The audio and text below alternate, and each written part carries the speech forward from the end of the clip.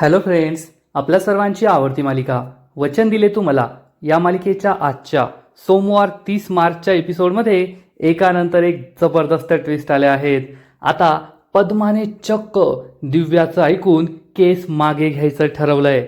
मागच्या एपिसोडमध्ये आपण पाहिलं होतं की ऊर्जा पद्माला किती वाईट बोलली होती. तुझा विनयभंग झाला तरी आहे की तू हे सुद्धा नाटकच करत होती असं ती बोलली. त्यामुळे पद्माला खूप वाईट वाटलं. पद्मा दुखावली गेली आणि त्याच वेळेस दिव्या पद्माच्या घरी पोहोचली. दिव्याने पद्माचे कान भरून दिले की ऊर्जा कधीही हर्षवर्धन विरुद्ध केस जिंकू शकत नाही. हर्षवर्धन आजपर्यंत कधीच कोणतीच केस हरलेला नाहीये. त्यामुळे तू ऊर्जाच्या नादी लागू नको. ऊर्जाने फक्त प्रसिद्धी मिळवण्यासाठी तुझी केस हातात घेतलीये. ती पैसे घेतीये आणि ती तुला कधीच जिंकून देऊ शकत नाही, न्याय मिळवून देऊ शकत नाही. त्यापेक्षा आम्ही तुला पैसे देतो, पैसे घे, गावाकडे जा आणि सुखी राहा. आणि पद्माला हे पटलंय. पद्मा यासाठी तयार झालीये. तिने ऊर्जाला सुद्धा हेच सांगितलंय, मी ही केस मागे घेतीये आणि हा माझा शेवटचा निर्णय. त्यामुळे ऊर्जाच्या पायाखालची जमीनच सरकलीये. मग हे सगळं घडलं तरी कसं हे जाणून घेण्यासाठी हा व्हिडिओ शेवटपर्यंत नक्की पहा. फ्रेंड्स, आजच्या एपिसोडच्या सुरुवातीलाच ऊर्जा तिच्या घरी बसलेली असते आणि शौर्यने पद्माकडे जो कागद दिलेला असतो, ज्या कागदाचे तुकडे ऊर्जाने केलेले असतात, त्या कागदाचे तुकडे ती पाहत बसलेली असते. आपण पद्माला किती वाईट बोललो. पद्माला म्हणालो, तू सुद्धा शौर्यबरोबर त्या प्लॅनमध्ये सामील होतीस ना, तू जाणून बुजून मला फसवलंस ना, तुझा विनयभंग तरी झालाय का की ते सुद्धा खोटं आहे. आपण सगळं हे तिला बोललो. हे सगळं आठवून ऊर्जाला खूप वाईट वाटतं. आणि तेवढ्यात पूर्वा घरी येते.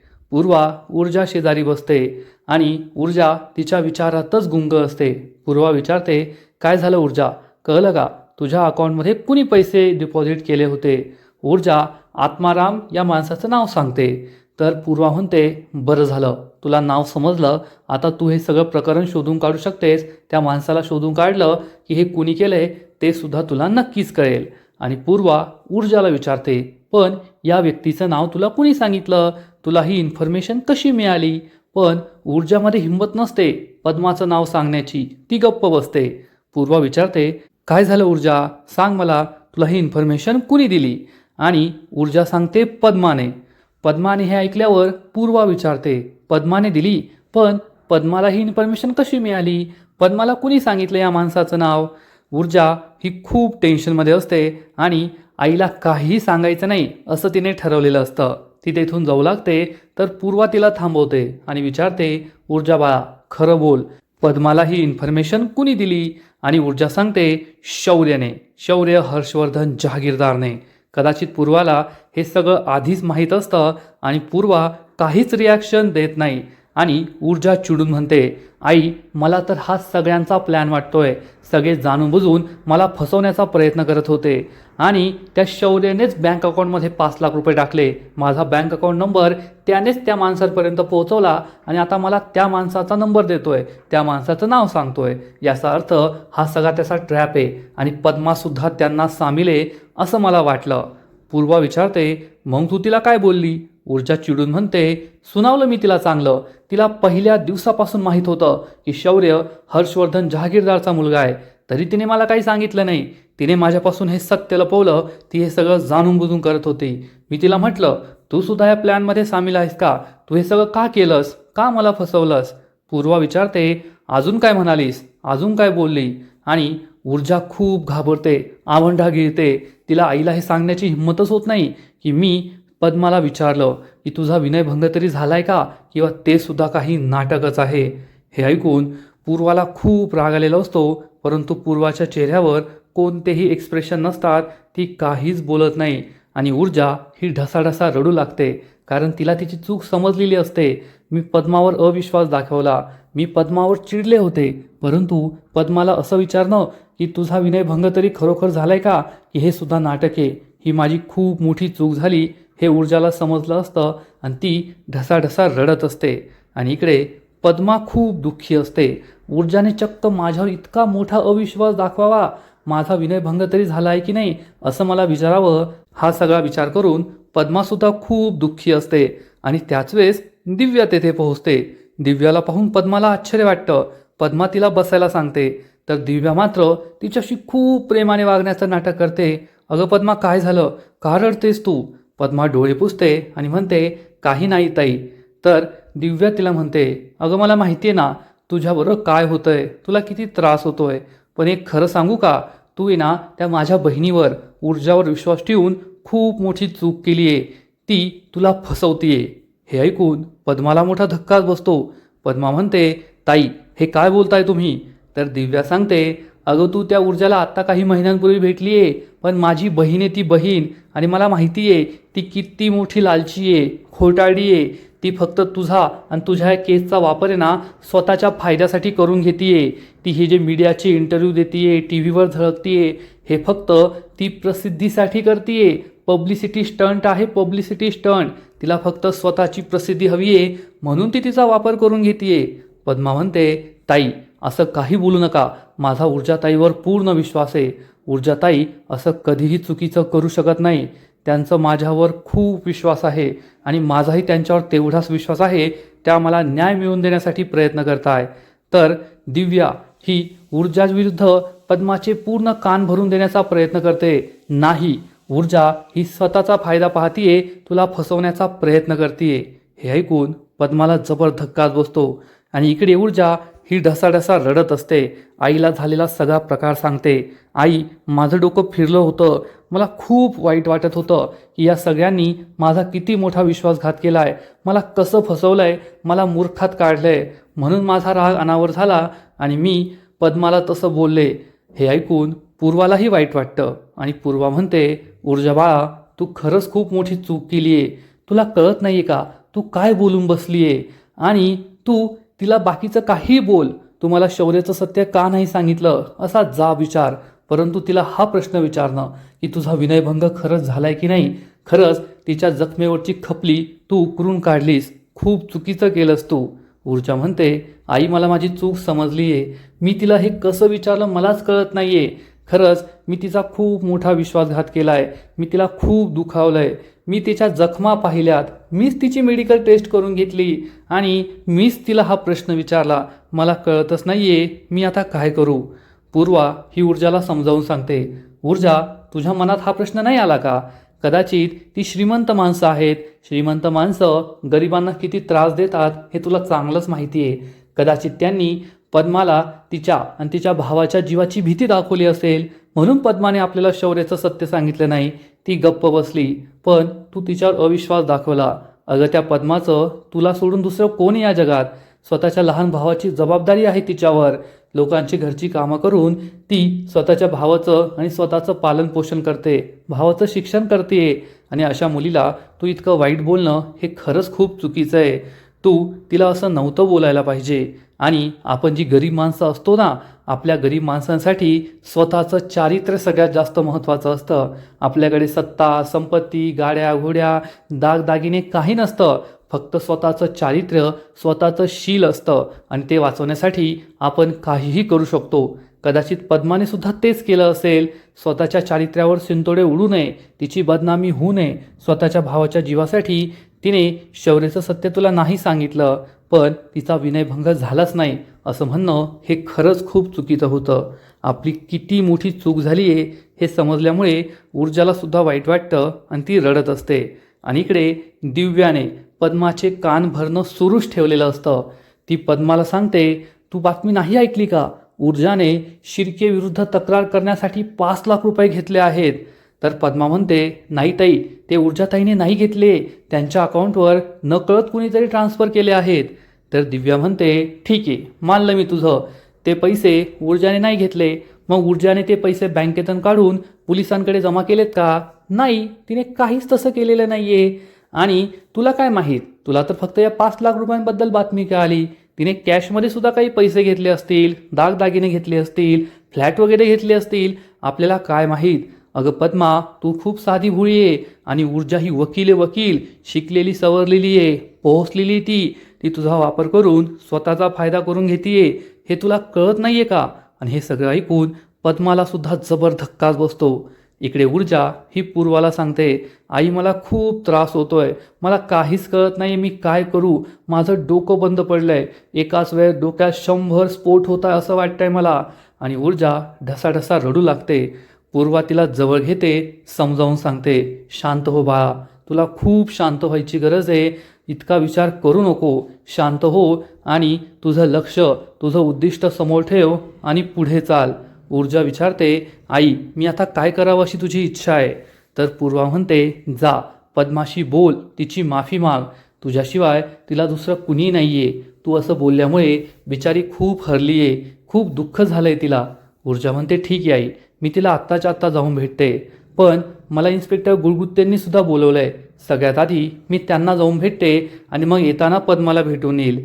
आणि ऊर्जा आजच्या आजच पद्माला भेटायचं ठरवते. परंतु इकडे ऊर्जाला माहीत नसतं की दिव्या ही पद्माचे कान भरतीये आणि दिव्या ही पद्माला समजावून सांगते, पद्मा तूच मला सांग, तू बाबांकडे इतकी वर्ष काम केली, हर्षवर्धन जहागीरदार आहेत ते, आजपर्यंत एक तरी कोर्ट केस हरलेत का ते? मग ऊर्जासारखी नवखी वकील त्यांना कशी हरू शकते? तीही कोर्ट केस कशी जिंकणार? तूच मला सांग. पद्माला सुद्धा हे पटतं आणि दिव्या तिला समजावून सांगते, एकतर ऊर्जा ही केस जिंकू शकणार नाही किंवा तिला काही पुरावे हाती लागले तरीसुद्धा ती पूर्ण मनाने ही केस लढणार नाही.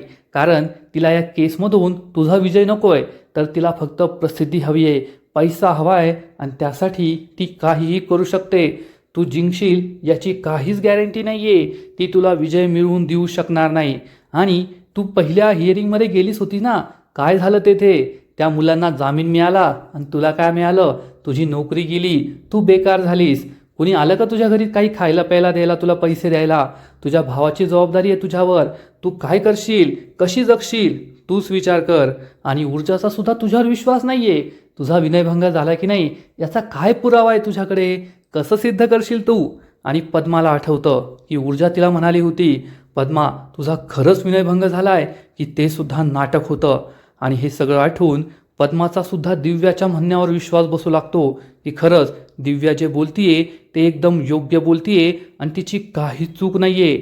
आणि दिव्या ही पद्माला समजावून सांगते, पद्मा तू आता कसलाही विचार करू नको, तू सरळ सरळ ही केस मागे घे आणि तुझ्या गावी निघून जा.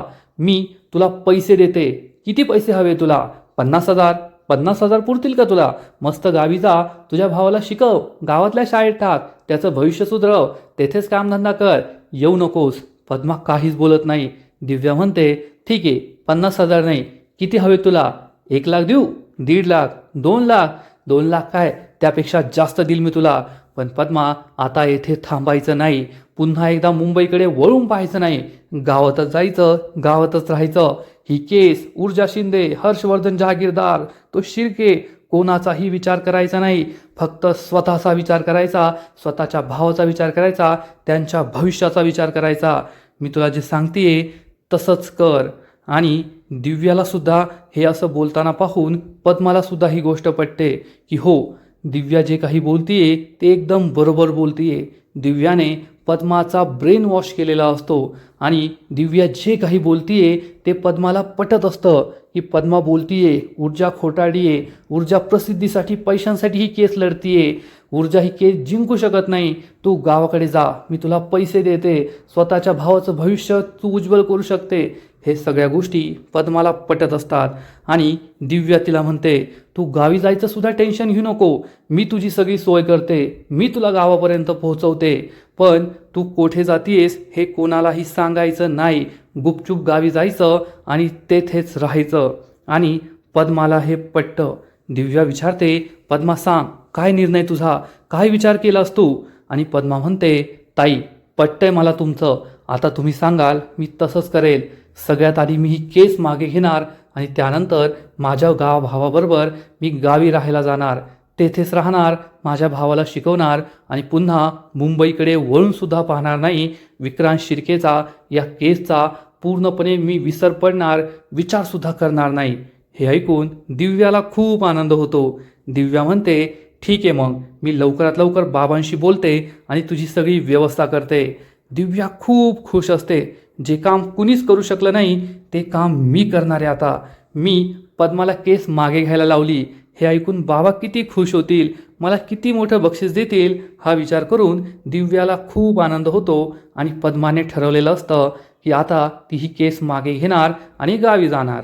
तर इकडे ऊर्जा पद्माला भेटायला घराबाहेर पडते आणि त्याच वेळेस शौर्य तेथे येतो. शौर्य ऊर्जाशी बोलण्याचा प्रयत्न करतो तर ऊर्जा त्याला जाब विचारते, शौर्य तुझी येथे येण्याची हिंमत कशी झाली, येथे का आलायस तू?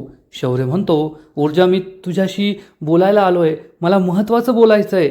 ऊर्जा चिडून म्हणते, पण मला तुझ्याशी काहीच बोलायचं नाहीये, तू पद्माला माझ्याकडे का पाठवलं होतं? शौर्य म्हणतो, कारण तू माझं काही ऐकूनच घेत नव्हती, माझ्याशी बोलतच नव्हती, मग मी काय करणार होतो? ऊर्जा म्हणते, वा शौर्य वा, म्हणजे ही भारी स्ट्रॅटेजी तुझी. आधी स्वतःच खड्ड्यामध्ये धक्का द्यायचा आणि मग समोरची व्यक्ती खड्ड्यात पडली की त्याला हात द्यायचा, म्हणजे त्याला असं वाटेल की तू त्याला मदत करतोय. मला माहिती आहे माझ्या अकाउंटमध्ये ते 5 लाख रुपये तूच डिपॉझिट केले किंवा त्या माणसाला तूच हे करायला सांगितलं आणि आता त्या माणसाची माहिती मला देतोय, म्हणजे हा सगळा तुझा असा काहीतरी प्लॅन आहे ज्यामुळे मी या प्लॅनमध्ये अडकेल. शौर्य खरं खरं सांग, काय प्लॅन आहे तुझा? हीच तुझी स्ट्रॅटेजी आहे ना?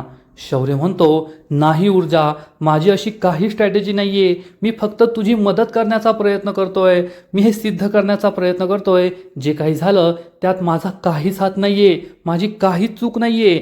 तर ऊर्जा चिडून म्हणते, बस झालं शौर्य, अजून किती खोटं बोलशील आणि तुझी काय अपेक्षा आहे की तुझ्या ह्या खोट्याला मी खरं मानू, तुझ्यावर विश्वास ठेवू? माझा तुझ्यावर कधीच विश्वास बसणार नाही. आणि तू का मला मदत करतोय? तुझ्या बाबांविरुद्ध, हर्षवर्धन जहागीरदार विरुद्ध जाऊन तू मला मदत करतोय, त्यांच्या विरुद्ध मला पुरावे देतोय का? तुझा आणि माझा काय संबंध आहे? शौर्य म्हणतो, कारण ऊर्जा तू माझी आहे. ऊर्जा चिडून म्हणते, बस झालं शौर्य, तुझा आणि माझा काही संबंध नाहीये, तुझ्या आणि माझ्यात कोणतंच नातं नाहीये आणि तुझी ही नाटकं बंद कर. शौर्य ऊर्जाला समजावून सांगण्याचा प्रयत्न करतो, ऊर्जा ठीक आहे, तुझा माझ्यावर राग आहे, माझ्यावर विश्वास नाहीये, ते सगळं सोडून दे. आता तू स्वतःला निर्दोष सिद्ध करण्याचा प्रयत्न कर, स्वतःला निर्दोष सिद्ध कर की ते 5 लाख रुपयांची लाच तू घेतलेली नाहीये, मग आपण पुढं पाहू. तर ऊर्जा चिडून म्हणते, गप्प बस शौर्य, मला काहीही सिद्ध करायचं नाहीये, मी निर्दोष आहे की मी दोषी आहे, कुणी हे केलंय, मला काहीच सिद्ध करायचं नाहीये. मला जे काही करायचं असेल ना ते मी माझं करेल, मी माझं पाहील, तू मला अक्कल शिकवायला जाऊ नको. शौर्याला खूप वाईट वाटतं. शौर्य ऊर्जाचा हात पकडण्याचा प्रयत्न करतो तर ऊर्जा त्याला बोट दाखवते आणि म्हणते, पुन्हा माझ्या अंगाला हात लावायचा नाही आणि या चाळीच्या आसपास सुद्धा फिरकायचं नाही. तू या चाळीच्या आसपास फिरकला ना तर मी काय करेल ना माझं मला माहीत नाहीये, मला तुझं तोंड पाहण्याची सुद्धा इच्छा नाहीये, हे लक्षात ठेव. शौर्याला खूप वाईट वाटतं. ज्या ऊर्जावर तो प्रेम करतो तीच ऊर्जा त्याला चक्क पुन्हा तुझं तोंड मला दाखवू नको, मला भेटायला येऊ नको असं बोलतेय. शौर्य खूप दुःखी होतो, स्तब्ध होतो. ऊर्जा ही रागारागाने त्याच्याकडे पाहते, त्याला वॉर्निंग देते आणि तेथून निघून जाते. शौर्य तिच्याकडे पाहतच राहतो. ऊर्जाला कसं म्हणू, तिचा विश्वास कसा पटवून देऊ की मी चुकीचा नाहीये, हाच प्रश्न शौर्याला पडलेला असतो. तो खूप दुःखी होतो आणि आजचा एपिसोड येथेच संपतो. फ्रेंड्स, वचन दिले तुम्हाला, या मालिकेचा आजचा एपिसोड खरंच खूप भारी होता. आता पद्माची या मालिकेत एंट्री झाली आहे आणि ही संपूर्ण मालिका, ही संपूर्ण गोष्ट पद्माच्या आजूबाजूलाच फिरते. पद्माची कोर्ट केस आणि आता जे कोणालाच जमलं नाही, जे स्वतः हर्षवर्धनला जमलं नाही, ते या दिव्याने करून दाखवलंय. तिने पद्माचा ब्रेन वॉश केलाय, चक्क ऊर्जा विरुद्ध तिला भडकून दिलंय आणि ही केस मागे घ्यायला सांगितली आहे. आणि नक्कीच ही केस ती मागे घेणारे, पद्माचा निर्णय झालाय ही केस मागे घ्यायची आणि गावी निघून जायचं. आजचा एपिसोड तर भारी होता, पण या मालिकेचा पुढील एपिसोड आणखीन भारी असणार आहे, आणखीन मोठा ट्विस्ट या मालिकेत येणार आहे. मग नेमकं घडणार तरी काय? तर फ्रेंड्स, वचन दिले तुम्हाला, या मालिकेच्या पुढील एपिसोडमध्ये आपण पाहू की जेव्हा ऊर्जा ही पद्माला भेटायला घरी येईल तेव्हा पद्मा तिला सांगणार की मी ही केस मागे घ्यायचं ठरवलंय आणि मी माझ्या गावी परत निघून जाणार आहे. हे ऐकून ऊर्जाच्या पायाखालची जमीनच सरकणार. ऊर्जा ही पद्माला समजवण्याचा प्रयत्न करेल, Padma I am really sorry, मला माफ कर, मी तुला जे काही बोलले त्यामुळे तू दुखावली गेली हे मला माहिती आहे, पण असा आताताईपणाने निर्णय घेऊ नको, ही केस मागे घेऊ नको. परंतु पद्मा ही ठाम असेल आणि म्हणेल, ऊर्जाताई मी तुझ्यावर चिडलेली नाहीये, तू जे काही बोलली ते तू रागाच्या भरात बोलली हे मला मान्य आहे, पण आता मी येथे नाही थांबू शकत, मी ही केस नाही लढू शकत, माझ्यात तेवढी हिंमतच नाही आहे. या केसमुळे फक्त माझंच नाही तर तुलासुद्धा खूप त्रास होतोय. तुझ्या आयुष्यात अनेक संकट येत आहे आणि मला माझ्यामुळे दुसऱ्या कोणावरही संकट आलेलं चालणार नाही आहे. मला तुला त्रास द्यायचा नाही आहे. त्यामुळे आता मी ही केस लढणार नाही. त्यामुळे ऊर्जाच्या पायाखालची जमीनच सरकणार. कारण ऊर्जासाठी ही केस खूप महत्त्वाची आहे. ही तिची पहिली केस आहे. तिला हर्षवर्धन जहागीरदारला बर्बाद करायचं आहे. स्वतःच्या बापाच्या मृत्यूचा बदला घ्यायचा आहे. हर्षवर्धनला कोर्टात हरवायचं आहे आणि ही केस जिंकायची आहे. आणि जर पद्माने ही केसच मागे घेतली तर ऊर्जासुद्धा दोषी ठरेल आणि विक्रांत शिर्केने काही नाही केलंय हेच सिद्ध होईल. म्हणजे हे सगळं प्रकरण ऊर्जावरच शेकणार. तिचं उद्दिष्टसुद्धा पूर्ण होणार नाही. तिला जबर धक्का बसेल. त्यामुळे ती पद्माला पुन्हा पुन्हा समजवण्याचा प्रयत्न करेल. परंतु ऊर्जाची एक चूक तिला खूप महागात पडली आहे. शौर्यावरचा राग तिने पद्मावर काढला आणि रागाच्या भरात ती ऊर्जाला जे काही बोलली, पद्माला जे काही बोलली ते तिला नडतंय एवढं मात्र नक्की. आणि इकडे दिव्या ही खूप खुश असेल. घरी येईल आणि हर्षवर्धनला सांगेल, बाबा मी तुमचं काम करून दाखवलंय. मी पद्माला कन्व्हिन्स केलंय. पद्मा केस मागे घ्यायला तयार आहे. हे ऐकून हर्षवर्धनला जबर धक्काच बसणार.